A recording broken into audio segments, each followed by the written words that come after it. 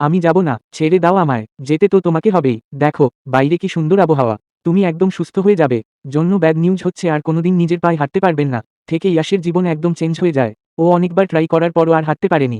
বাঁচাও আমাকে কেউ এই ডাইনির হাত থেকে। এই কি করছো, চলো বলছি, আমাকে ধরতে আসলে তোদের চাকরি থেকে আউট করে দেব। ওই কি করছো, আমি বাসায় যাব, এবার আমরা ঘুরতে যাব, কি মজা। এই ওই দেখ, এটা ইয়াশ না মাম্মা, এটা প্রেম কাহিনী গানের নায়কটা না?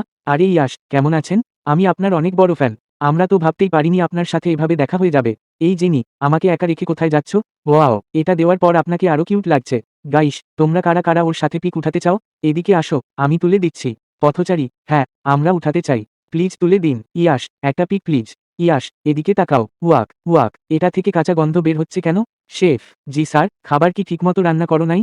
এই সব কিছু তো জেনি ম্যাম রান্না করেছেন।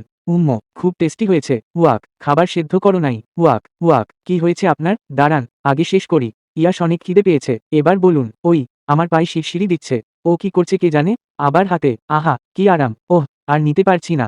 কিছু একটা করতে হবে। প্রথম কিসের মাধ্যমে, যেহেতু ওর বডি আমার বডিতে ট্রান্সফার হয়েছিল, এখন যদি আবার কিস করি তাহলে কি সব ঠিক হয়ে যাবে? এবার চেষ্টা করি। ওই কে রে, মুখের সামনে মাছির মতো ভ্যান ভ্যান করছিস কেন? শান্তিমতো ঘুমাতে দে, এরকম মজার আর